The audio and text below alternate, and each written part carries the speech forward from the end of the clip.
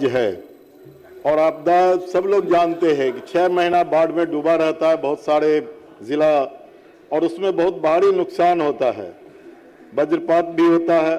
और इसीलिए मैं लाया था कि कई राज्य में आपदा की पढ़ाई जो है वो होती है, और यूजीसी का भी गाइडलाइन आया है, निर्देश आया है, वो पढ़ाई हो। लेकिन सरकार जो सर जवाब दिया है वो दिया है सर वो जवाब दिया है कि छात्र छात्राओं को प्रारंभिक विद्यालय में सही अवगत कराई जाती है।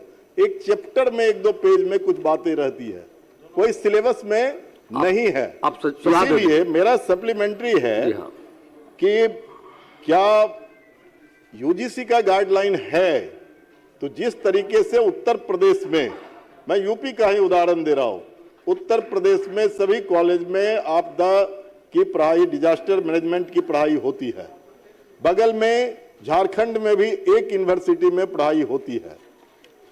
तो क्या बिहार में डिजास्टर की पढ़ाई यूजीसी के निर्देश के बाद आप इसको सिलेबस में ला करके यूनिवर्सिटी में इसकी पढ़ाई करना चाहते हैं? माननीय मंत्री। माननीय अध्यक्ष महोदय, माननीय सदस्य ने जो अपनी बात उठाई, तो स्कूल का जहाँ तक प्रश्न है, स्कूल के सिलेबस में उसको हम लोगों ने इंक्लूड किया है। और ऐसी बात नहीं है कि वो अपने मन से जो गाइडलाइंस है, जो सिलेबस है, चाहे वो रिस्क हो या रिस्क का जो रिडक्शन हो या प्रिपेयर्डनेस हो, उसकी तैयारी हो, बाद में और सारी जो है वो सिलेबस पर ही स्कूल में आधारित है, उसकी पढ़ाई होती है उस चैप्टर में। मैं खुद भी देखा।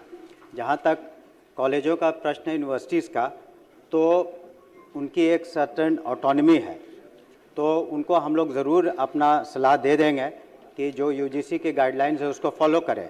लेकिन एक प्रक्रिया है कि अगर सिलेबस में या उनको स्वतंत्र अधिकार है कि वो अपना जो भी एक बार सब्जेक्ट को हम लोग अप्रूव करते हैं तो वो सेनेट, सिंडिकेट, गवर्नर हाउस से होता हुआ हम लोग के पास आता है, तो उसको हम लोग सुझाव दे देंगे ताकि उसको करें। लेकिन उनको वो प्रक्रिया फॉलो करनी होगी, ऑटोनॉमी है, और हम लोग निश्चित रूप से सुझाव दे देंगे कि यूनिवर्सिटीज़ में भी इसको इंक्लूड किया जाए।